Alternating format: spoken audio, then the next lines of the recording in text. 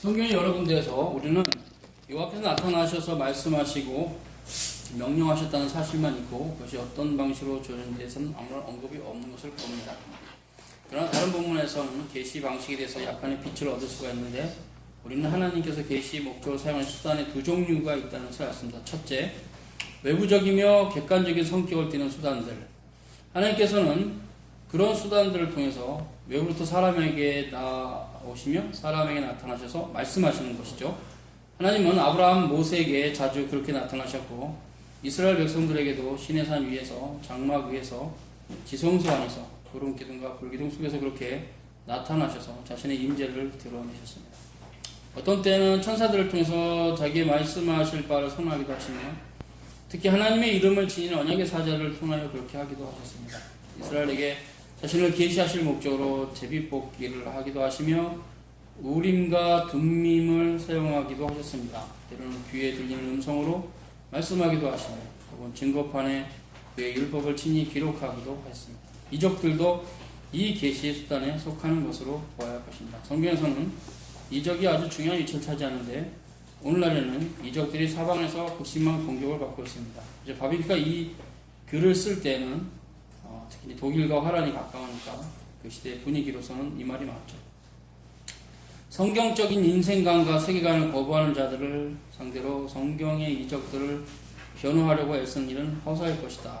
그 시대의 방식에서 이해하면 바비기 시대. 만일 하나님이 존재하지 않는다면 무신론과 유물론의 논지가 바로 그것이다. 이런 형태는 이제 헤겔에게도 있었고 후대에 또 칼 막스가 분명히 있었는데 혹은 하나님이 그저 세상과 하나일 뿐이고 인격적이며 독립적인 존재를 지니고 있지 않다면 범신론이죠.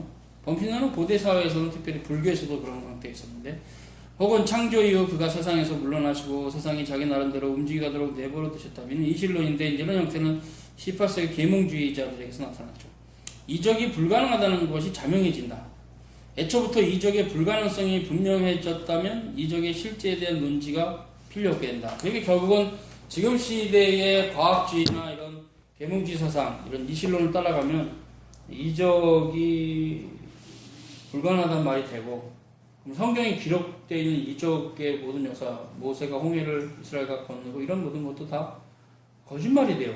이런 형태가 이제 싸움이 있다는 거. 우리 그리스도인에게는 거의 사실인데 세상 사람들은 지금 세상 사람들은 이적 자체를 믿지 않으니까 성경에 나타나는 모든 이적은 사실이 아니다 이렇게 얘기해요. 성경의 어떤 역사적인 문헌으로서 권위는 인정하지만 기독교인들이 믿는 하나님의 말씀으로는 인정하지 않는 그런 형태에 대해서 바비기가 이제 논증하는 거죠. 성경은 하나님과 세상과 어떤 그들 사이 관계에 전혀 다른 사상을 가지고 있다. 우선 성경은 하나님의 의식적인 의지를 지니고 계신 전능하신 존재로서 온 세상을 그 에너지와 법칙들과 더불어 존재케 하셨고 또한 그 과정에서 그의 권능을 걸고 완전히 소진하지 않으시는 분이라는 것을 가르친다. 그는 자기 속에 생명과 힘을 무한히 풍성하게 보유하시고 지니신 분이다. 그에게는 너무 어렵거나 기이한 일이 하나도 없다. 그에게는 모든 일이 가능하다. 이것이 이제 성경이 우리에게 가르치는 하나님에 대한 계시죠. 성경은 각 부분들이 드러나는 형식에서만 차이가 있고 모두 동일한 본질에 속해 있는 하나의 단위로 보지 않는다. 오히려 성경은 세상을 각 지체들이 전체에 속해 있으면서도 모두 각기 다른 속성을 지니고 있고 각기 다른 기능들을 부여하는 하나의 유기체로 보는 것이다. 하나의 세상 속에 각각의 존재들이 있으며 그 각각의 존재들은 모두 동일한 신적 권능에서 유지되며 지배를 받으면서도 각기 본질이 다른 것이다. 이처럼 풍성한 세상은 물질과 정신, 육체와 영혼, 땅과 하늘을 포괄하며 무기체와 유기체, 무생물과 비생물, 비성적 존재와 이성적 존재, 광물과 식물과 동물, 인간과 천사들이 다 거기에 포함된다. 그리고 사람의 존재 내에서도 머리와 마음, 이성과 그 양심, 생각과 감정 사이에 구별이 있다. 만물이 서로 의존하는 것은 사실이다. 우리 모두가 몸의 지체이다. 각자가 전체 속에서 자기 나름대로의 위치와 기능을 지니고 있다. 셋째로 성경은 하나님과 세상이 물론 서로 다르지만 절대로 분리되지 않는 것을 가르친다. 그래서 이제 우리가 항상 디비전은 안 되고 디스팅션은 되는. 항상 하나님과 세상의 관계도 디비지오가 되면 안 돼요. 디비전 분리인데 여기 이실론이 됩니다. 안 돼요. 또 그렇다 해서 디스팅티브가 없는 건 아니에요. 디스팅티브를 없애버리면 범신론이 됩니다. 이거 안 되죠. 항상 하나님은 만물 위에 계시고 만물에 초월하여 계실지라도 존재 방식은 항상 만물 위에 계시지만 사역의 형태는 항상 만물 안에 깊이 깃들여 있는. 그래서 이쪽에 한쪽을 버리면 결국 범신론이 되거나 이신론이 되는. 잘못된 겁니다. 둘 다. 하나님은 본질과 존재에 있어서는 만물과 다르시지만 일하심에 있어서 만물 안에 깊이 관여되어 있으시죠. 섭리하시죠. 섭리로 이해가 되고, 이제 우리가 하나님에 대해서 이런 형태로 이해를 하지 않으면 세상 사람들에 대해서도 우리가 할 말이 없게 되죠. 그래서 성경은 하나님과 세상이 서로 다르지만 절대로 분리되지 않아서 가르친다. 하나님은 과연 홀로 유일무이하시며 완전하시고 독립적 존재다. 그러나 그는 세상으로부터 격리되지 않으시며 오히려 반대로 그가 그 안에서 그를 힘입어 살며 기동하며 존재하도록 하신다. 태초에 만물을 존재케 하신 창조주시다. 그는 동시에 그의 전능하고 무소부지한 능력으로 만물을 지탱시키시고 다스리는 만유의 주인이고 소유주고 왕이고 주시다.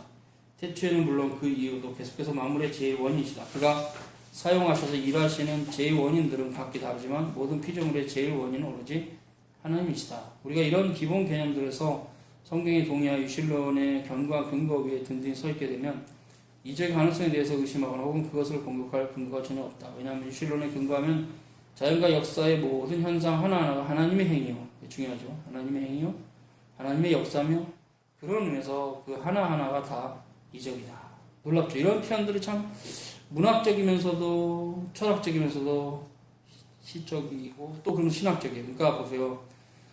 모든 현상 하나하나가 하나님의 행위요. 하나님의 역사심이고 그런 의미에서 실은 이적이에요. 그러니까 우리가 이적이라는 것은 초자연적이라고 그러잖아요. 그건 우리 관점이에요. 근데 하나님의 시야에서 보면 우리가 그렇게 고백할 수 있는 내가 지금 살아서 이런 방식으로 움직이는 삶 자체가 그 형태 자체 하나님의 큰 은총이라는 거예요. 정말 능력이죠.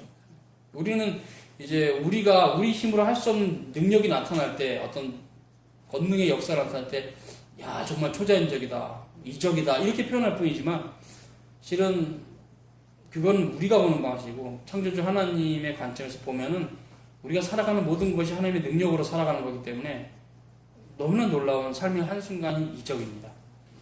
놀라워요. 그래서 감사할 수 있고 하나님을 찬송할 수 있습니다. 그런 안목이 있는 자가 신자고 자기가 어떤 원래부터 하나님께 부여받은 생물학적인 능력, 피지컬 능력이 세가지고 자기 힘으로 사는 줄 알고 까부는 애들이 다 하나님하고 아무 상관없는 쓰레기들이죠.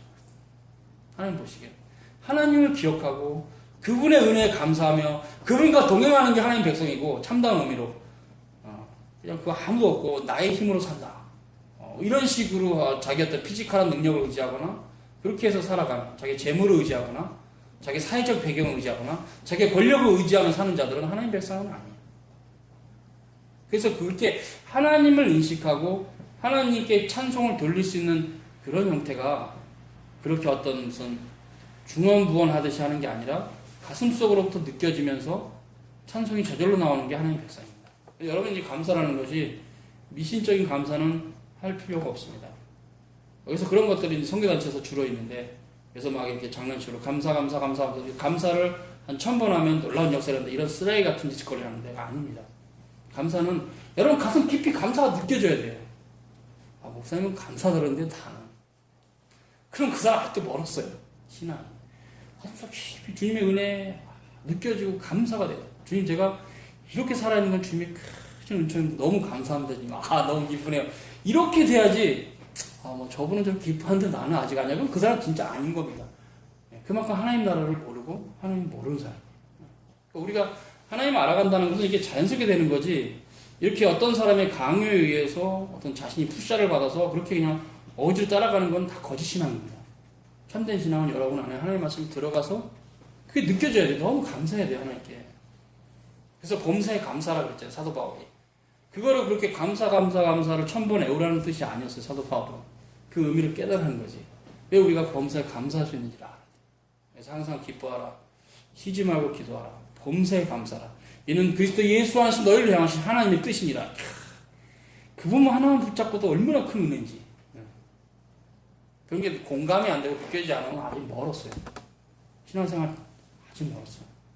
그런 것이 말씀 안에서, 하나님 말씀 안에서 그 말씀 읽어가면서 여러분이 이게 공감이 되고 그 말씀과 같이 융해가 돼서 그 말씀과 하나가 돼서 동행하는 삶이 신자의 삶이에요.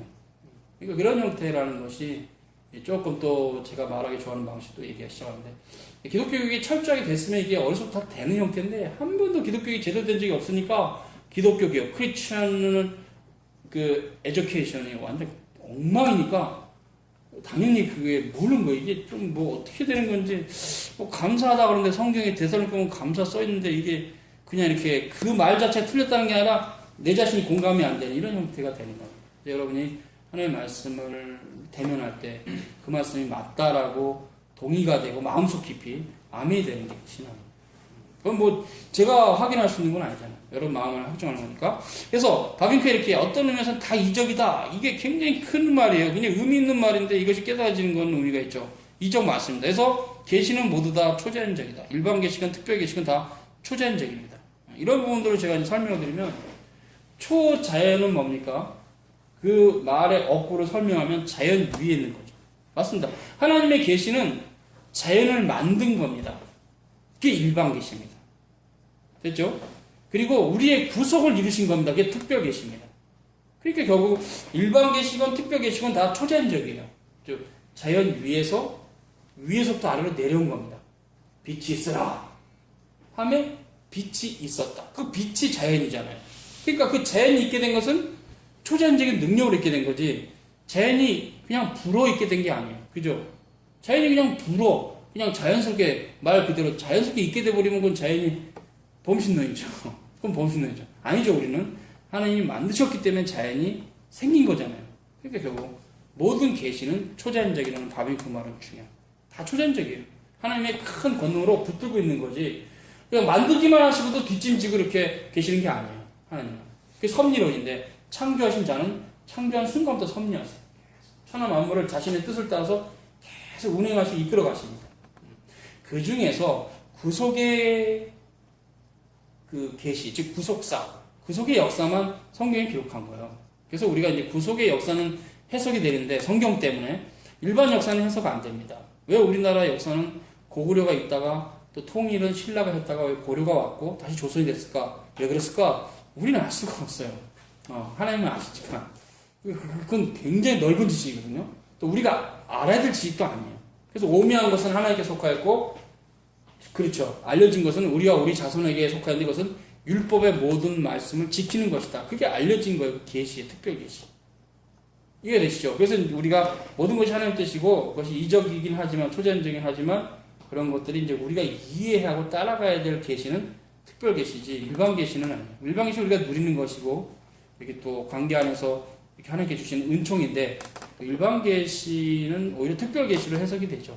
그래서 일반 계시와 특별 계시가 만나는 지점에는 항상 특별 계시가 해석이 돼요. 왜 가이사가 있었는가? 왜 느부갓네살 왕이 있었는가? 다 하나님의 구속사를 이뤄가는 도구로 있는 겁니다. 그죠? 그러나 이제 우리가 알 수 없는 것은 왜 광개토대왕이 있었는가? 그걸 우리는 몰라요. 네, 구속 계시와 연결된 적이 없으니까. 그러나 성경에 기록된 이방인들의 역사는 항상 하나님의 뜻과 관련해서 직접 특별 계시와 관련해서 구속사와 연결이 되기 때문에 해석이 돼요. 아, 가이사가 있었던 것은 그 가이사가 베들레헴으로 가서 애기 나라는 이런 예수님이 베들레헴 태어난 거 역사를 하시는 의미가 있겠다. 다른 일도 했지만 그런가 관련이 있다. 느부갓네살이 있는 것도 그렇고. 그래서 그 이방 민족이 성경에 기록된 그 왕이나 이방인들의 어떤 탁월한 자들의 어떤 역사의 흐름은 로마 제국도 그렇고 헬라 제국도 그렇고 아수르, 바벨론, 이 모든 이런 나라들의 흐름은 다 지금 하나님의 구속의 경륜과 밀접하게 연결돼서, 그래서 고대 근동의 역사는 상당히 성경을 알고자 하는 사람에게는 중요한 역사예요. 꼭 알아야 돼요. 그래야만 하나님께서 그 고대 근동의 역사 안에서 자신의 나라를 이렇게 이끄셨구나. 아브라함의 언약 안에서 모세와 다윗과 이스라엘 선지자를 통해서 이렇게 구약의 역사를 이끄셨구나. 그렇죠? 그래서 결국 유대가 바벨론에게 멸망을 당했는데, 바벨론이 지금으로 치면 미국보다 더 강성하거든요. 그 당시에는. 그러니까 즉 나라가 팽창하면서 그 주변 걸 다 먹어야 되는 그 강력한 힘이 있는 나라니까 당연히 그 역사 흐름 안에는 유대가 이길 수가 없어요. 근데 그건 하나님의 뜻이었다는 거죠. 예수님 보내시기 전까지 이런 형태가 있기 때문에 그들은 자기 일을 했어요. 왜? 자기가 지금 나라가 커가니까 다른 나라를 정복하고 싶은 야욕이 생겨서 유대를 멸망시켰으나 실은 하나님 뜻 가운데는 유대의 죄악 때문에 유대 멸망 하나님 허락하신 거예요. 이런 형태가 있어요. 그래서 이렇게 일반 계시가 특별 계시랑 만날 때는 특별 계시 때문에 일반 계시가 해석이 되지만 그런 경우 외에는 솔직히 해석이 불가능하죠. 불가능하죠. 중국의 당나라가 왜 생겼니? 그러면 우리는 몰라요. 부속사 관련해서는. 이렇게 이해를 하시면 됩니다. 넘어갑시다. 소위 이적이란 만물 속에서 역사하는 그 동일한 신적 능력이 특별히 나타나는 것 외에 아무것도 아니다. 이 능력이 여러 가지 방식으로 활동하며 각가지 법칙에 따라서 각가지 다른 수단들, 제2 원인들을 사용하여 각가지 결과들이 나타나는 것이다. 이게 웨스트민스터 신앙고백에도 있는데요. 하나님은 섭리에 있어서 인간의 자유의지를 방해하거나 억압하지 않고 오히려 더 세운다 그랬어요. 그것 통해서 우리가 배우는 것은 성경은 너희 안에 착하신 일을 이루시는 것이 있다는 거죠. 선한 뜻을 행하실 그 말은 제가 이제 쉽게 얘기할게요. 여러분이 하나님 말씀에 왜 이렇게 좋은지 몰라. 하나님이 은혜를 주신 겁니다. 그게 뭐 내가 뭐 선한 것이어서 그렇게 좋아지게 된 게 아니라 하나님 말씀이 하나님이 내게 은혜를 주셔서 그 의지를 발동시켜 준 겁니다. 그러니까 우리가 중생이 먼저 있고 교리적으로 회개도 하고 믿음도 생기고 이제 말씀도 살고 이런 게 생기게 뒤에 나타나는 거거든요. 그러니까 하나님 은혜가 항상 먼저 있어요. 항상. 그래서 그 섭리론에서도 였으면 신앙 고백이 하나님의 그 섭리는 인간의 의지를 꺾어버린 게 아니라 오히려 인간의 의지를 세워준다. 그 의미가 그거예요. 여러분이 선을 행하는 것 자체가 하나님의 은혜고, 그렇죠? 악을 행하는 형태를 여러분 옆에서 보면 그 사람은 하나님의 은혜가 없는 겁니다. 하나님의 은혜를 안 주신 겁니다. 여러분이 악을 행하는 자로 인해서 절망하거나 낙심할 게 아니라 그냥 좀 혐오해야죠. 어떻게 저렇게 살까? 아쉽다. 저렇게 안 살았으면 좋겠는데. 근데 우리가 이제 신학적인 답을 준다면 저가 하나님의 은혜를 못 받았다. 그렇잖아요. 아무리 전도를 진실하게 열심히 했는데 안 돌아와. 끝까지 안 돌아온다 칩시다. 그럼 우리가 할 수 있는 답은 그 마음속에는 그 사람이 말을 해줄 수는 없겠지만 저에게 하나님 은혜가 그런 거예요. 그러니까 하나님의 은혜를 받지 않으면 주께로 못 돌아옵니다. 여러분이 주께로 돌아왔기 때문에 은혜를 받은 게 아니라 하나님이 선행적으로 은혜를 베풀었기 때문에 그만큼 돌아오게 된 거예요. 전적으로 하나님의 주권적인 은혜입니다. 우리의 행위가 아무런 공로도 의도 못 됩니다.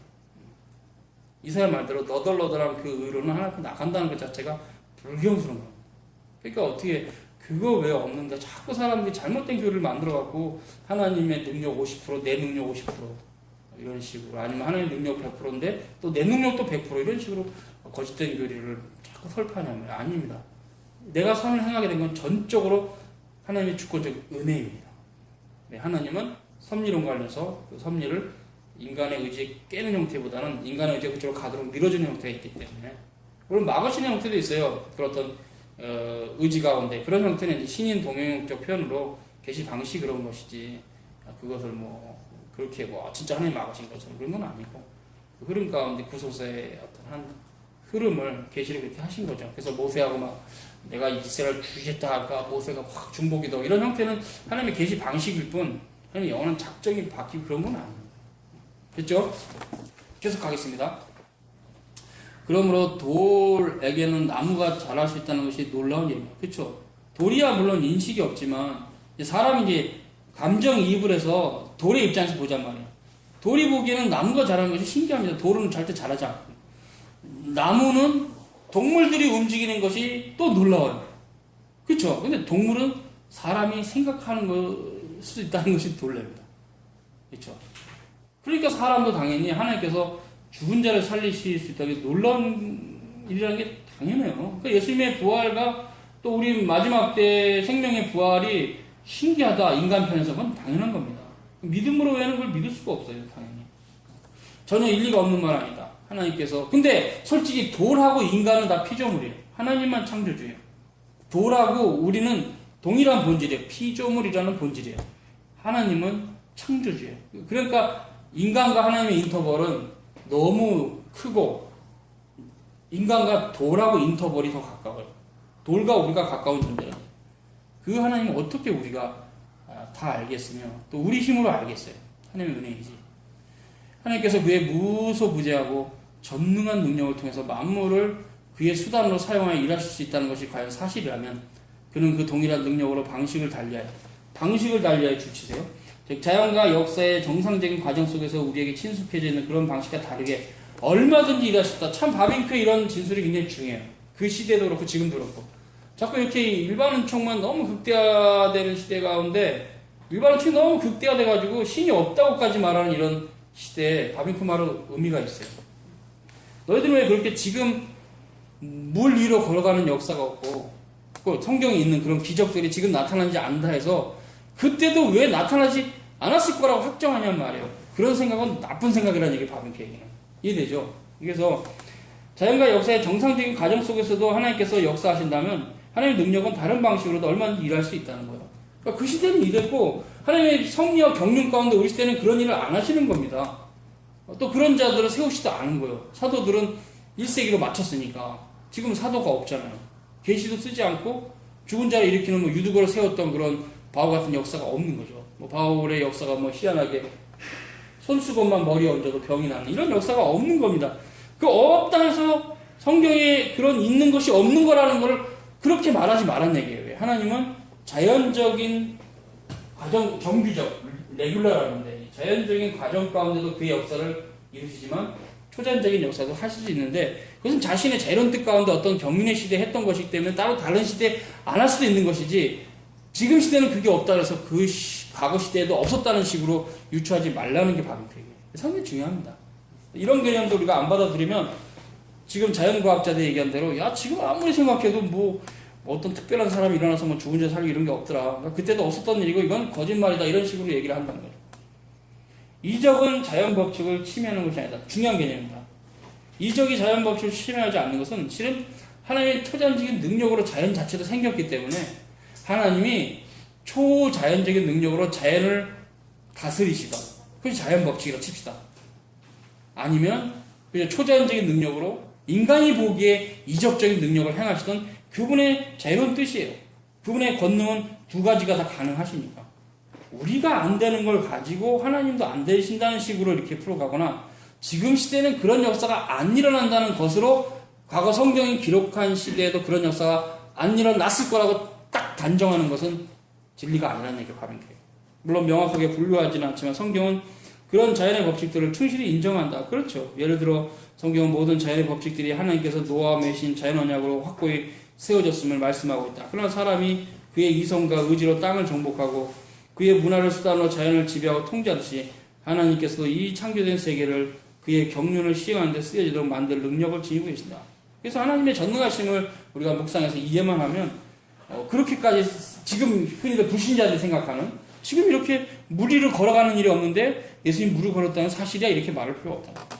이적이 입증하는 바는 세상이 하나님이 아니요 주 여호와께서 하나님이라는 사실이 된 것이다. 중요한 거죠. 이적을 우리가 믿을 수 있는 것은 하나님 믿는 거랑 같아요. 그러니까 성경의 이적. 왜냐하면 세상이 하나님이 아니거든요. 지금 이적이 안 일어난다고 과거에 안 일어났다는 식의 생각은 범신론자예요. 그 사람. 근데 우리는 자연을 초월하게 하신 하나님 믿기 때문에 하나님 그 시대는 그렇게 그 경륜 가운데 하셨고 1세기의 경륜 가운데 2세기 이후에 그런 경륜을 잦아지게 하셔서 이제 지금 시대는 이렇게 정규적인 방식으로 가르침을 통해서 하나님을 알아가도록 하셨지 사도시대처럼 새로운 계시를 기록하게 하시거나 또 그분 자신들이 능력이 있어서 이렇게 병을 고치는 역사는 없다는 얘기예요. 교회는 이제 남아있지만 특정한 어떤 그런 직분을 가진 자는 없다는 얘기예요. 그래서 사도권의 종교는 굉장히 중요한 계시 이해 한 방식이기도 해요. 중요합니다. 사도권의 종교, 즉 계시 기록과 함께 사라진 것, 계승되지 않은 것. 그래서 목사가 그것을 받았는데 사도권을 받은 게 아니라 사도권의 일부를 받았어요. 목사는 가르치는 것과 다스리는 것, 교회를. 그래서 7회를 구성하죠. 총회, 노예, 당회. 그리고 7위 장로는 다스리는 것. 그래서 당회원으로서 노예에 파송돼서 그렇죠. 노예에서 활동하고 총회도 가고. 그리고 양수 집사는 지교에서 모든 실무적인 일을 하는 것. 이런 형태로 있는 것이 다 그런 겁니다. 그런 것은 사도들에게서 분권한 거예요. 지금도 남아있는 거예요. 그래서 이것을 장로교에서 항존직, 목사와 장로와 집사를 항존직으로 항상 어떤 시대든지 주님 오실 때까지 있어야 된다는 거죠.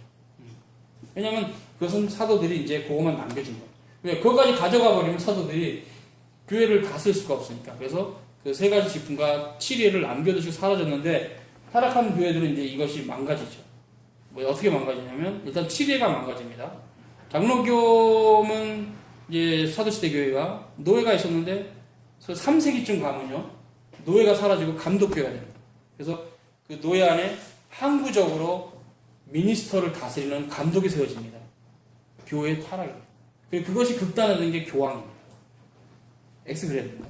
이런 형태. 그 다음에 이제 그렇다 보니까 교황 제도까지 가게 되면 뭐가 사라지냐면 항존 직원으로서 목사, 장로 직분이 다 사라지고 집사까지 그냥 모두 다 성직자가 돼가지고 클레지맨과 레이맨, 성직자와 평신도 이렇게 이분법으로 나눠서 교회를 끌고 가요.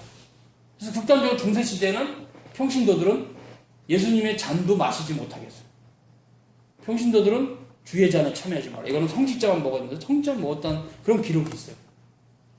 다 거짓된 겁니다. 그래서 우리가 지금 개혁이 되면서 개혁교회가 어떤 의미에서는 개혁교회는 개신교회인데 프로테스탄트 이코로 리폼드인데 근데 개혁교회가 이제 그렇게 하지 않고 교리적으로 이제 성경을 그대로 가지고 모든 자가 이것은 구속의 도리를 의미하고 구약시대 유월절의 양식과 할례를 의미하기 때문에 그 대체한 은혜 언약의 표징으로서 우리가 이제 다 들 수 있다. 그래서 이제 신자들 모두가 함께 주의 만찬을 들 수 있는 그런 법이 만들어지고 개신교가 그만큼 우리가 지금 로마 카톨릭이 성직자들만 잔을 마신다는 이런 의미들이 얼마나 잘못된 거를 성경으로부터 파악하지 못하면 여러분이 그런 것을 누릴지라도 그 의미를 모르기 때문에 그런 형태가 가치가 없어요. 성례의 의미는 뭐냐? 성례의 의미를 알고 성례에 참여하는 게 성례의 의미입니다. 제목이 어렵나요? 다시 설명할게요. 성례의 의미는 뭐냐면 그 성례의 의미를 알고 참여하는 게 성례의 의미예요. 그러니까 반대말로 얘기하면 성례 의미를 하나도 몰라. 성례? 성찬식 오늘 한다고? 아 그래? 내가 오늘 12시까지 여친하고 술 먹기로 했지. 술 다 먹고 와가지고 해롱해롱 해가 주일 아침에 성찬 이런 식으로 성찬에 임할 거면 그 사람에게 화로다. 임하지 않게 재앙입니다. 성찬의 의미를 모르고 성찬에 임하는 것 그 자체가 계속 자기 영혼을 망가뜨립니다. 그래서 사도 바울이 그 시대의 고린도 교회에게 너희 중에 함부로 성찬에 임했다가 죽은 자도 있다고 합니다. 그러니까 성찬의 의미는 뭐냐? 성례식의 한 부분이잖아요.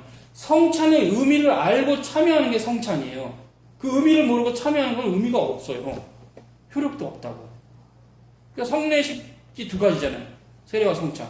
세례를 받는데 구원의 도리를 알고 정말 중생을 했어. 주님이 너무나 정말로 소중한 분을 믿겨지면서 하나님 앞에 막 나가.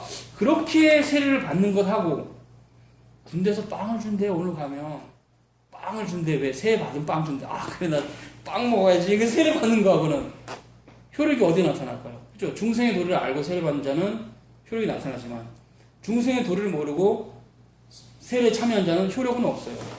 이제 나중에 군대를 제대하고 전도를 받아서 교회에 나와서 신앙생활을 하면서 주의 말씀을 깨달은 다음에 그때 받은 세례가 그런 거였구나. 이제 알 때 비로소 세례가 효력을 받아요.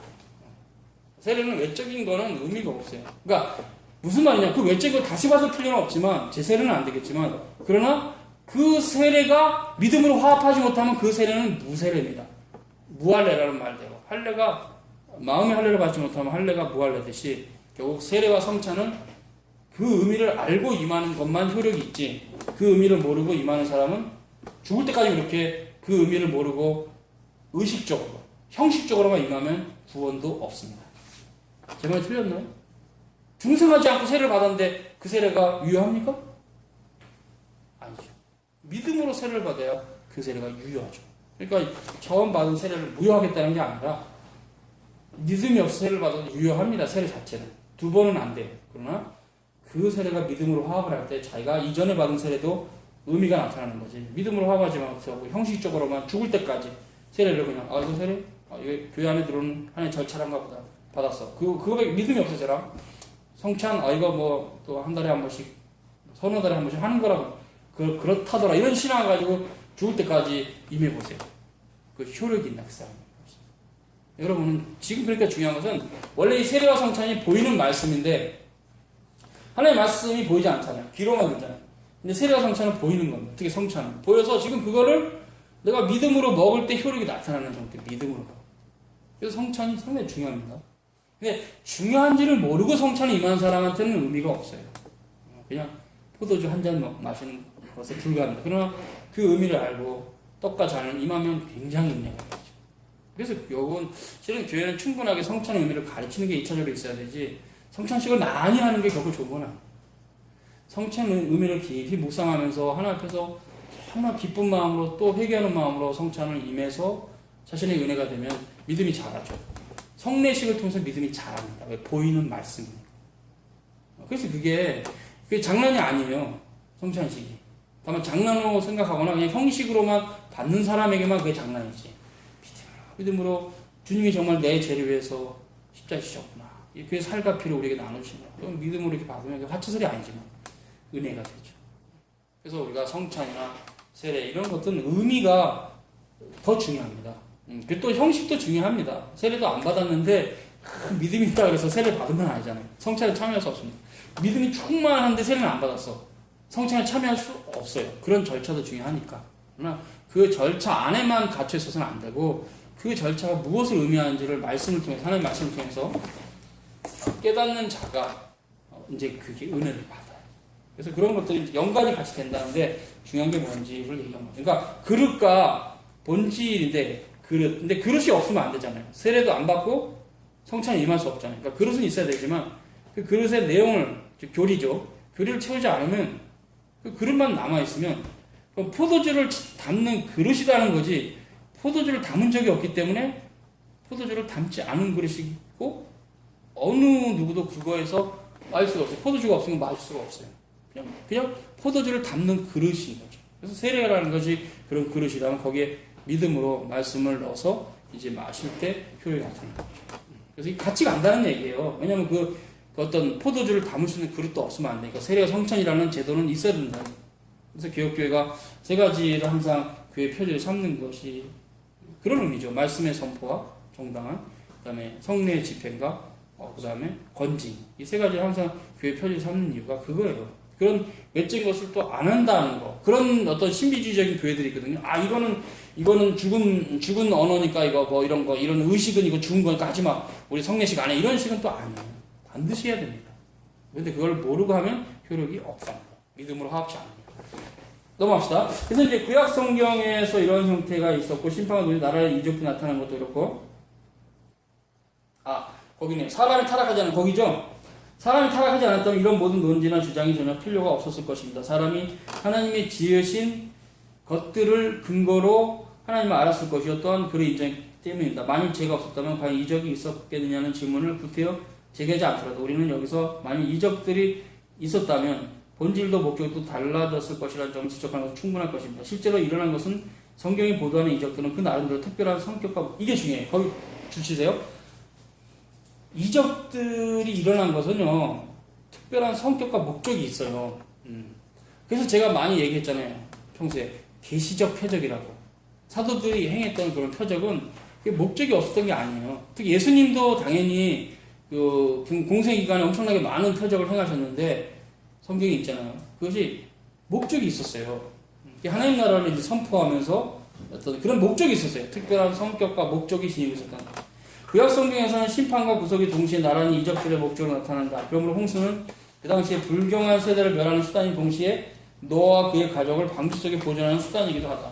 모세와 및 여호수아와 관계에 일어난 이적들, 애굽의 재앙들, 홍해를 건너는 사건, 시내산에서 율법이 제정된 사건, 가나안 침략과 정복 등은 하나님의 원수들을 심판하는 목적이 있었고 동시에 그의 백성들에게는 약속의 땅에서 안정된 집을 세우는 목적이 있었어요. 그 후에는 이교도 신앙이 여호와 예배를 전적으로 억압하던 아합과 이세벨 시대에 엘리야가 또 많이 이적을 했죠. 이런 통해서 일어나며 여호와와 바알 사이의 결정적인 대결이 이루어지는 갈멜산에서 그게 결정이 됩니다. 구약성경의 모든 이적들은 소극적으로는 불경건한 민족들에게 심판을 가하고 적극적으로는 이스라엘 백성들 가운데 하나님의 계속적인 계시를 위하여 자리를 만들고 보존한다는 공통적인 특징이 있어요. 이로써 그 이적들은 목적이 이루는데 모든 우상숭배를 대적하여 이스라엘 백성의 언약의 하나님을 알려지게 되고 인정된 것. 이제는 나고 내가 그인 줄 알아. 나 외에는 신이 없도다. 나는 죽이기도 하며 상하기도 하며 낫기도 하니 내 손에 등이 빼앗을 자가 없도다. 실은 참 성경이 말하는 신론이 상당히 독특한데요. 대부분 성경을 벗어나면 대부분의 종교는 다 신론입니다. 그냥 포괄적으로 다 신론이에요. 근데 독특하게 성경만 유일신론이에요. 여호와 하나님 외에는 다른 건 신이 아니다. 야, 이게 맞아요. 이게 진리 맞습니다. 다신론이나 바벨론의 그런 신앙이나 어떤 그런 마르뚝의 어떤 그런 것들 막 보면요, 애굽의 신화를 보면 장난 아니에요. 굉장히 지저분하고 무질서하게 엉터리예요. 근데 이렇게 너무 분명하기 때문에 이것이 뭐 위조된 거다 이렇게 말하는 제주신학자도 있지만 그건 아닙니다. 왜냐면 문헌학적으로 봐도 유일신론에서부터 다신론으로 변질되어 왔기 때문에 노아 시대에 유일신론이 있었고 후대로 계속 가면서 애굽의 종교나 바벨론 종교가 다신론으로 타락을 해가기 때문에 유일신론이 맞습니다. 그냥 하나님만, 여호와 하나님, 성삼위체 하나님만 하나님이세요. 나머지는 다 천사들이에요. 영적인 존재들은. 그 이제 그 백성들은 하나님에 안식하는 거고. 이런 형태가 이것도 이제 하나님의 말씀에 대적했던 어떤 마귀들, 사탄들, 귀신들 이런 역사도 있죠. 그러니까 우리가 영적 세계에서 흔히들 말하는 이제 우리는 별로 안 좋아하지만 세상 사람이 좋아하는 남양 특집 아잖아요. 귀신들 나오고. 그냥 그거는 우리는 알아요. 성경에 말씀하면 귀신들 막 성경도 귀신 있다고 그러니까 그 귀신은 다 그 귀신 똑같은 귀신이에요. 하나님을 대적했던 사탄과 그 졸개들입니다. 다른 거 아닙니다. 자꾸 뭐 부모가 죽으면 귀신이 된다. 그런 헛소리 하지 말아주세요. 귀신의 숫자는 늘어나는 것도 줄어드는 것도 아닙니다. 그 숫자는 고정돼 갖고 계속 사람들에게 그쵸. 다양한 형태로 나타나서 처녀 귀신이 나타나고 총각 귀신이 나타나서 이게 자꾸 귀신이 그런 걸로 모양을 바꿀 뿐이지 귀신이 막 늘어난다는 그런 거 아니에요. 귀신의 숫자는 창세 이후로 고정된 숫자예요. 다양하게 변신하지. 그것은 이 얘기는 성경의 교리입니다. 제 얘기가 아닙니다. 성경의 교리. 그래서 우리가 항상 그 본문 성경에서 말하는 하늘의 별 3분의 1을 가져갔다. 이런 용이 사탄이죠.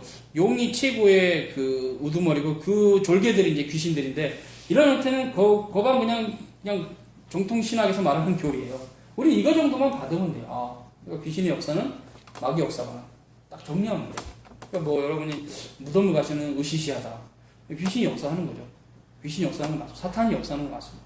거기서 우리가 할 수 있는 것은 그냥 하나님이 나를 구하실 줄 믿기 때문에 사망의 음침한 골짜기를 다닐지라도 해를 두려지 않는다. 그건 가는 겁니다. 그래서 우리는 무덤을 지날 수 있는 거예요. 그러니까 이제 그런 것들이 이제 세상 사람들은 자기 힘으로 싸우려고 하다 보니까 귀신은 없어 뭐 이런 식으로 싸우거나 아니 뭐 진짜로 막 나무 칼을 들고 막 귀신하고 막 싸우고 이렇기도 해요. 웃기는 얘기 하나 할까요? 제가 있던 옛날 나이 많으신 노인네가 어떤 술을 먹고 이 논두렁을 지나왔는데 귀신을 만났대요. 그래서 밤새 싸우고 이제 집에 왔는데 다음 아침에 가보니까 거기 사람 크기만한 빗자루가 있대요. 그러니까 빗자루 잡고 밤새 싸운다 빗자루 잡고 술을 먹었으니까 더 정신이 온전하지도 않잖아. 일단 밤이니까 마귀 새끼가 장난치기 좋지 그 사람들이고 우리 그냥 그 정도로 신학적으로 해석하면 돼. 귀신이 장난쳤구나 저 사람들. 그러니까 술을 먹지 마세요. 그렇게.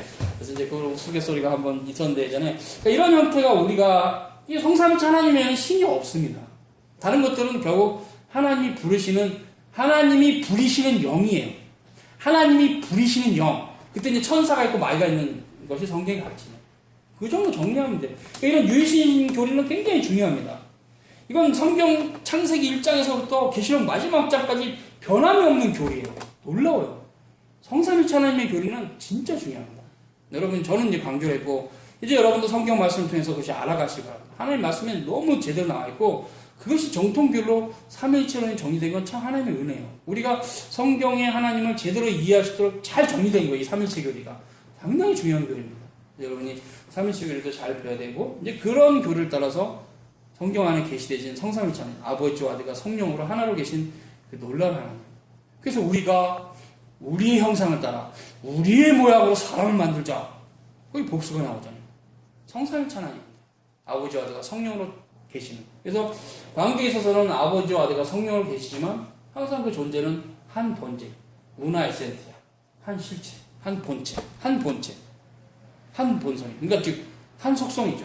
하나님의 속성은 하나입니다. 그래서 우리가 이제 우주를 보시면 하나님의 속성이 보여요. 믿음으로 보면 우주가 무한하다. 아 하나님이 무한하시구나. 우주가 광대하다. 아 하나님 광대하시구나. 우주가 진짜 태백산맥 가운데 서 있으면, 아니 에베레스트 산 꼭대기에 서 있으면 막 산에 절하고 싶다. 왜 그럽니까? 하나님이 그런 분이라는 걸 자연이 우리에게 말하는 거거든요. 근데 하나님을 모르기 때문에 세상 사람들은 자연을 숭배하는 겁니다. 그래서 산에는 산신령님이 계시고 바다에는 용왕님이 계신다고 그런 겁니다. 하나님 모르니까. 우리는 성삼위치 하나님을 알기 때문에 바다에 파도가 칠 때는 무섭다. 하나님 계시는구나. 야, 저걸 다스리니 하나님이시고. 이렇게 해서 우리는 자연을 통해서 하나님을 알아요. 자연에 하나님의 속성이 계시돼 있어요. 믿음이 없으면 이렇게 안 봐요. 그러니까 이제 아예 자연을 신으로 섬기는 겁니다. 믿음이 없으면. 근데 우리는 그리스도의 구속하신 그 믿음이 있기 때문에 자연을 볼 때 하나님의 섭리를 볼 수 있어요. 일반 섭리긴 하죠. 하나님이 역사하셨다. 쓰나미, 하나님이 역사하셨다. 쓰나미, 지진 났다. 하나님이 역사하셨다. 우리는 알 수 없지만 그 자세한 뜻은 하나님이 하셨다. 그건 확신할 수 있어요. 그래서 우리 자연 안에는 하나님의 권능이 충만합니다. 믿음의 눈으로 안 보니까 아예 자연을 신으로 성격화시켜하고 섬기는 것 뿐이지. 이방 사람들. 우리는 안 그래요. 모든 자연의 현상, 그 광대하고 그 거대한 자연 앞에 인간이 초라하잖아요. 그럼 그 자연을 만드신 하나님을 우리 묵상하면서 주님 감사합니다 하는 거예요. 하나님의 속성이 자연은 계시되게 돼. 믿음으로는 자연을 보고 하나님을 알아가야지. 믿음으로는. 세상 사람처럼 자연은 신격화하지 않습니다. 넘어갑시다. 그래서 이제 이런 형태로 우리가 쭉 얘기를 하고요. 그리고 이제 쭉 내고 목적이 이루어지자 곧바로 충만한 계시가 그죠. 이런 형태 이제 구약에 쭉 흘러왔는데 이런 이제 앞에 설명들이 이 목적이 성취되는 형태가 그리스도의 인격 안에서 나타납니다. 그래서 그리스도가 오신 것은 큰 의미가 있어요. 구약을 완성하신 거죠. 그리스도의 인격은 그 기원에 있어서나 본질에 있어나 그 말씀과 역사에 있어나 그 자체가 하나의 이적이다. 그렇죠. 하늘의 하나님이 이 땅에 190에서 200cm 밑에 크기의 인간으로, 우리가 똑같은 인간으로 오신 것은 최고의 이적입니다. 그래서 이제 신학적 용어로 이것을 계시 절정이라고 해요. 계시의 절정. Climax of Revelation. 이걸 계시의 절정이에요. 예수님이 이 땅에 오신 것은 계시의 절정입니다. 구약에 오시라 하신 메시아가 이 땅에 진짜로 오신 거죠. 하나님의 독생자. 그것은 과연 세계사의 이적이다. 그렇죠. 세계사의 이적이면 다만 세계사의 이적이라 했을 때 세상 사람들이 믿지 않을 거예요. 그건 자신들의 불신앙이니까 할 말 없으나 우리가 보기에는 이건 세계사의 이적이다. 그가 행하시는 이적들은 독특한 본질을 지니고 있었다. 그래서 이제 주님께서 33년 계셨을 때 그 세상의 빛은 주님 자신이셨어요. 우리와 같은 육체의 모양을 입고 오셨으나 그분 자신이 세상의 빛이셨어요. 우선 그는 지상 생애 동안 수많은 이적들을 행하신다. 그는 자연을 다스리는 바다야 잠잠하라. 자연의 능력을 드러내 보이시고 물로 포도주를 만드시고 수많은 이적, 폭풍을 잠잠케 하시고 바다 위를 걸으시고 죄의 결과들, 즉 질병과 삶의 온갖 재난들을 다스리셨죠. 그래서 고치시기도 했잖아요. 그의 능력을 드러내 보이고 이적을 하시고 또한 죄 자체를 용서하시기도 하셨고 그리고 사탄의 지배권에 대해서도 그가 행사하셨어요. 그래서 그 군대 귀신 들린 자, 거라사인 귀신 들린 자를 바로 명하심으로 귀신을 쫓아내서 돼지떼에 보냈죠. 그것은 메시아적인 권세를 행한 것입니다. 신적 권세를 행한 사탄의 지배권을 다스리는 그의 능력을 드러내 보이셨다. 이적들, 죄를 사지함, 사탄과 악령들을 내어 쫓으신 이적들은 다 주님께서 행하신 천지 만물의 창조주로서의 권능입니다. 하나님으로서 권능, 신적 권능이죠. 그래서 결국 마귀가 쫓겨난 거. 이 세 종류의 이적들을 통해서 그리스도의 유일무이한 인격이 표현된다. 그러나 한 가지, 즉 무화과 나무를 저주하신 이를 제외하고는 예수의 모든 이적들은 구속의 성격을 띈다. 그러니까 세상에 오신 것은 세상을 정죄하기 위함이 아니라 구원하기 위함인 것이다. 그리스도께서는 이적을 행하심에 있어도 선지자, 제사자, 왕으로서 적극적으로 행하시며 이적을 통해서도 그는 아버지께서 그에게 부여하신 일을 행하신다. 이러한 그리스도의 인격은 그가 행하신 이적들 외에서 그 안에서 또한 그에게 행하신 이적들에 더욱 선명히 드러난다. 이 이적들에 그가 누구인가를 잘 보여주신다. 즉 초자연적으로 잉태되신, 그쵸? 성령으로 잉태됐으니까 그의 이적적인 삶과 죽음, 그의 부활, 승천, 하나님 우편에 앉으신 등 이 모든 것들이야말로 지극히 고유한 구속의 이적이다. 이 이적들은 죄와 그 모든 결과들, 사탄과 사탄의 모든 통치권을 다스리는 그의 절대적인 권능을, 심지어 그가 친히 행하신 일들보다 훨씬 더 잘 보여줬다. 그리고 이 이적들은 그리스도의 이 권능이 구속적인 성격을 지닌 중생케 하는 능력이요, 이 능력은 새하늘과 새 땅에서 비로소 최종적인 승리를 얻게 될 것임을 다른 어떤 역사보다 더 잘 보여주겠다. 계시록에 특히 보여주죠. 사도시대 첫 증인들을 통해서 행해진 이적들은 높이 올리신 그리스도의 역사하심으로 볼 수 있다. 세상이 거부하여 십자가에 못 박혀 죽여서 이제 죽은 자로 여겨진 그 예수께서 여전히 살아계시며 또한 그가 하늘과 땅의 모든 권세를 지니고 계시다는 것을 드러내 보이기 위해서 그 부활의 이적이 필요했다. 구약 성경의 이적들은 여호와께서 하나님이시요 그 외에 다른 신이 없다는 것을 보여주었다. 그리고 신약 성경의 이적들은 유대인들이 십자가에 못 박은 나사렛 예수 그리스도를 하나님께서 다시 살리시사 왕이요 구주로서 그의 우편에 앉으셨음을 보여주는 것이다. 이 목적이 이루어지고 교회가 성령의 교제를 통해서 아들 안에서 주어진 아버지의 이 계시를 믿고 고백하는 교회가 세상에 세워지자 눈에 보이는 외형적 이적들은 중지되고 대신 중생과 핵심이라는 영적인 이적들이 교회 속에 계속되어 왔고 또 앞으로도 이방인의 충만한 수가 들어와 온 이스라엘의 구원받기까지 계속될 것이다. 성경에 따르면 이 시대 마지막 종말이 이르면 그리스도께서 재림하시고 죽은 자들이 다시 살아나며 심판이 있고 새하늘과 새 땅이 임하는 이적들이 더 일어날 것이다. 모든 계시 또한 그 계시에 속한 이적들의 목적과 목표는 타락한 인류의 회복과 세상의 재창조, 하나님을 하나님으로 인정함에 있다. 그러므로 이적이란 계시에 속한 이상스럽고 특이한 요소도 아니요 계시에 임의적으로 덧붙여진 요소도 아니다. 오히려 이적은 계시의 필수적인 불가결한 요소인 것이다. 이적들 그 자체가 계시다. 그렇죠? 하나님은 말씀과 행위를 수단으로 하여 자신의 모든 탁월하심과 완전하심을 사람들에게 알게 하시는 것이다. 그렇죠? 이겁니다. 그래서 제가 계시적 이적이라는 말을 방금 표현했죠. 즉 예수님이 행하신 그런 무리를 걸어가신 이 모든 게 그 자체가 계시고 그 자체가 그것이 이제 계시적 표적인데 그런 것은 하나님의 탁월하심과 완전하심을 사람들에게 알게 하시고자 하심. 특히 질병을 고치는 것은 질병이 뭡니까? 어그러지고 삐뚤어지고 결핍이잖아요. 그것을 고쳐주심으로 예수님께서 하나님 나라를 증거한 겁니다. 그런 거예요. 근데 그것을 지금 시대가 어떤 특정한 어떤 성직자가 흉내낸다? 그건 하나님을 시험하는 거지. 흉내내면 안 돼요. 계시가 종결됐기 때문에 같이 함께 종결된 겁니다. 그러나 하나님 성령께서 교회 안에서 어떤 연약한 자를 고치시고 이런 일이 없다는 게 아니라 계시적 표적은 끝났기 때문에 특정한 사람이 사도적 권세를 가지고 계시적 표적과 같은 짓을 행하면 안 되더라는 거예요. 절대로. 계시 받았다는 말도 거짓 교리입니다. 오순절은 잘 생겼어요. 오늘 아침에 하나님의 새로운 계시가 임했다. 이렇게 그냥 툭 말해요. 근데 참 깝깝한 사람들이에요. 그냥 이단입니다. 교리 자체. 새로운 계시는 없습니다. 성경으로 종결된 겁니다. 여러분 그걸 지금 배워야 돼요. 그렇지 않으면 기독교도 아니에요. 여러분은. 한국의 교인들을 엄밀하게 기독교라고 볼 수 있는 줄 아세요? 기독교도 아닌 겁니다. 계시는 종결됐습니다. 새로운 계시가 있게 되면 그 다음부터는 엉망이 됩니다. 그래서 우리가 사도권도 새로운 것이 없고 계시도 새로운 것이 없고 오직 성경으로 모든 것이 종결되면서 이제 우리는 그 2세기부터는 그 계시를 해석하는 역사였어요.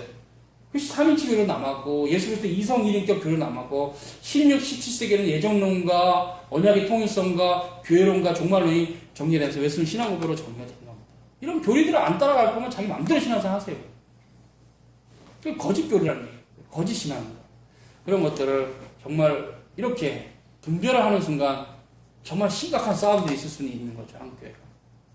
너무 어질러져 있으니까. 이렇게 청소를 해야 돼 그러면 이제 그 다음부터는 이제 어둠이 이제 일어나기 시작하시죠. 그래서 종교개혁 시대도 그런 어지러운 로마 가톨릭의 거짓된 신앙에 대해서 성경을 가지고 오직 성경으로 개혁을 했을 때 엄청난 싸움이 있었잖아요. 지금 시대도 그런 싸움이 있을 수 있겠죠. 모르겠어요. 어떻게 될지. 그러나 이제 지금 너무 혼탁하니까 답도 못 찾는 아쉬운 시대는 아쉽죠. 성경으로 돌아가 말씀으로. 그래서 여러분 이런 부분도 정리를 좀 해보시기 바라고요. 이제 중요한 부분은 뭐냐면요. 하나님의 아들이잖아요. 성부, 성자, 성령. 삼일체 하나님의 제2위격이신 세 위격은 항상 아버지와 아들과 성령. 역수는 불가.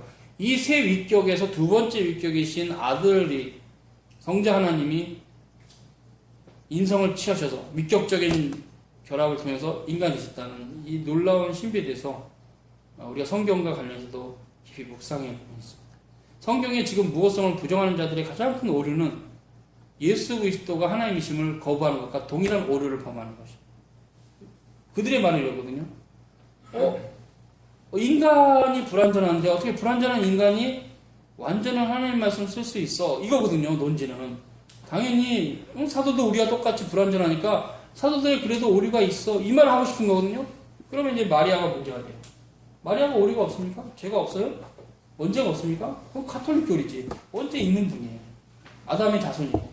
그분도 어머니 아버지가 있어서 어머니 아버지가 정상적인 관계를 통해서 나오시는 거예요. 우리가 똑같은.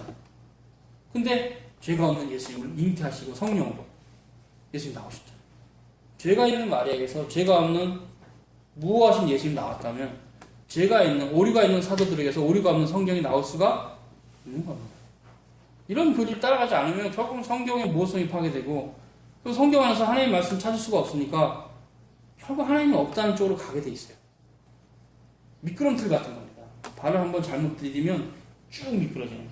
그래서 우리는 성경의 무호성을 축자 영감 형태로 반드시 잡아야 돼요. 성경 그러니까 제가 헬라 히브리어를 조금 볼 줄 아는 사람을 보면 진짜 그 요드 하나 이런 테트 이런 거 봤을 때 그 한 본문도 하나님 쓰신 겁니다. 물론 선지자들이 썼죠. 이사야가 썼고 이사야가 맞는데 그럼에도 성령께서 역사하셔서 영감하셔서 결국은 하나도 오류가 없게 한 획도 오류가 없게 쓰신 겁니다. 신약도 마찬가지죠. 그 헬라 원문들 봤을 때 알파, 베타, 감마, 델타 이런 형태가 다 하나님께서 역사하신 이런 형태를 우리가 믿음으로 받지 않으면 결국 성경의 무호성이 파괴되면서 여러분은 하나님께로 돌아갈 수 있는 지식을 얻지를 못합니다. 못 들어간다는 얘기죠. 그래서 이제 여러분들 정리를 할 수 있고 조금 이제 마지막 77페이지 봅시다. 좀 하면 오늘은 특별히 내용 전까지 봅시다. 이처럼 외형적이고 객관적인 성격을 띤 첫 번째 종류 수단에 이어서 두 번째 종류 수단이 있다. 곧 사람의 내부에 일어난 주관적인 모든 수단들이다.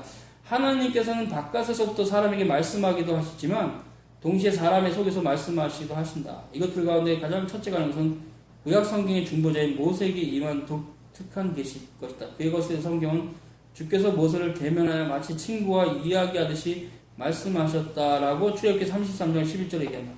구약 성경에서 모세의 역할은 매우 특별하다. 그것은 선지자들 위에 높이 서 있다. 하나님은 환상이 아니라 직접적인 대화로서 그에게 말씀하셨다. 모세는 꿈속에서가 아니라 직접 하나님을 보았다. 물론 하나님의 등을 보았다고 성경이죠. 그는 하나님의 존재나 그 얼굴을 보지 못했으나 그 형상을 보았으며 하나님의 영광이 지나간다. 그 후면을 보았다. 등이 보았다는 얘기예요. 이런 종류의 수단에는 꿈도 있고 환상, 육안이 외부 세계에 닫혀있고 영안으로 신적인 일들에 대해서 열려있는 상태도 이에 속하며 특히 하나님의 영으로 말미암아 사람의 마음이 감동을 받는 일도 이에 속한다. 이 마지막의 계시 수단은 구약 성경에서도 자주 일어나는데 일시적으로 위로부터 선지에게 임하는 성령의 역사하심으로 나타나고 있다. 그러나 신약 성경에서는 성령이 부어지신 후 오순절을 말하죠. 그런 감동이 인스피레이션인가 계시의 수단으로 더 비근하게 일어나며 또한 더 유기적이고 영구적인 성격으로 나타납니다. 이 두 종류의 계시수단은 현현과 감동으로 각기 분류하십니다. 이때 우리가 기억할 것은 현현이란 결코 그저 행위로만 이루는 것이 아니라는 사실. 거기는 생각과 말씀이 함께 포함되어 있다는 것. 또한 우리가 여습하는 감동이란 선지자들과 사도들이 계시를 글의 형태로 기록할 때 누린 그런 성령의 활동과는 다른 것이며 또한 모든 신자들에게는 내적인 조명하신 것도 다른 점이라는 점을 기억해야 합시다. 그렇죠? 그런 형태는 이제 성령의 감동을 받아서 구약시대도 있죠. 뭔가 예언을 하고 이런 게 있죠. 그런 것은 이제 사도들이 성경을 쓰는 것과는 좀 구별해라. 분리적인 건 아니지만 디스팅티브해라 이런 말이고 또 이제 사도 이후 시대, 속사도 시대에 성경을 조명을 받아서 올바로 해석하는 교부들의 어떤 신학들, 종교 회의에서 결정된 교리들 이런 것들은 이제 조명인데 그것과도 좀 다르다는 얘기죠. 그런 얘기를 하는 겁니다. 현현과 감동이 있다. 어쨌든 이런 형태가 이제 있는 형태를 우리가 보면서 외적인 부분과 내적인 부분에 계시가 있다 이렇게 이해를 할 수 있습니다. 오늘 여기까지 기도하겠습니다. 거룩한 주님 감사합니다. 또 주님의 은혜로 오늘 우리가 특별 계시 학시에 살폈습니다. 그래서 이어지는 학업도 주님 이끌으시고 강좌도 이끌으시기 바랍니다. 정말 하나님의 계시가 온 자연에 충만할 때 그런 일반 계시 가운데 또 우리 주님께서 이 땅에 오신 그 놀라운 특별 계시의 은총들을 우리가 알아가는 자로 부르심 받은 큰 사랑을 생각하며 감사합니다. 더더욱 주님 알아가는 자들로 자라갈 수 있도록 주님 사랑하는 성도들을 축복해 주시옵소서. 예수님 이름으로 기도 올렸나이다. 아멘. 감사합니다. 감사합니다.